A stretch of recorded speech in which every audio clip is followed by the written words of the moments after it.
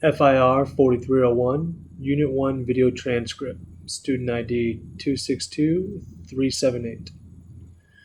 Your Honor, my name is Mike Moskalik, and I am an arson investigator with U.S. Steel Emergency Services. I've been a member of the fire service for 10 years, and I do have a copy of my curriculum vitae present, validating my experience and expertise if needed. I sit before you today to give my expert testimony on an arson investigation conducted after a first alarm fire at 614 Mays Street. The defendant has stated the evidence obtained during the arson investigation was done in violation of their constitutional rights, including the Fourth Amendment right against warrantless searches and seizures.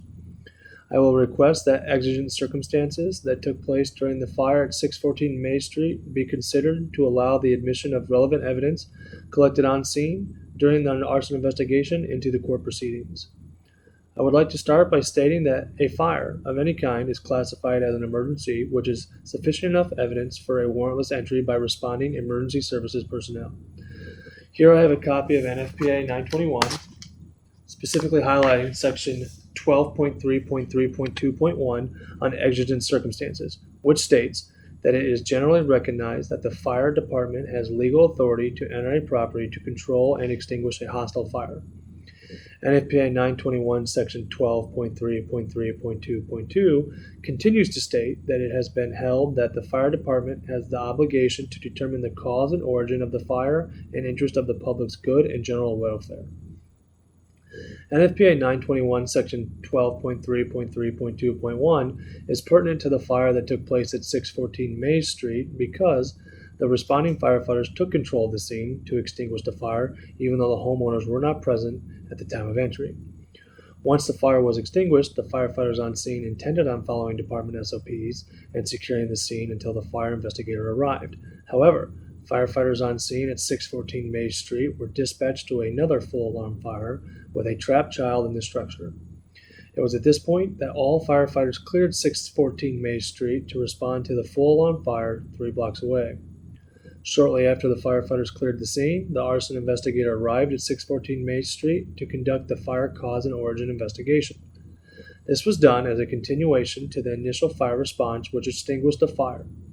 U.S. Supreme Court decision Michigan v. Tyler 1978 held that the fire investigation could continue for a reasonable amount of time, which was dependent on many variables. The main variable I would like to emphasize in this case is that the arson investigator did arrive to conduct the cause and origin investigation within a reasonable amount of time. However, exigent circumstances caused the firefighter on scene to have to leave the scene prior to the arrival of the arson investigator. In addition to this variable, the full alarm fire had not come in, and the fire department would have still maintained control of the fire scene at 614 Mays Street until the arson investigator arrived on scene. It is my expert opinion that the arson investigator at 614 Main Street was conducted in accordance to NFPA 921 Guide for Fire and Explosion Investigation Guidelines, specifically the exigent circumstances that were involved with this fire. The time between the fire department clearing the scene for another high priority call and the arson investigation can also be deemed reasonable under Michigan v. Tyler 1978 court decision. I further contest that the collection of evidence did not violate the defendant's Fourth Amendment rights, and that the relevant evidence collected during the arson investigation should be admitted into the court proceedings. Your Honor, I ask for you to re-examine the exigent circumstances that surround this case. Thank you for your time.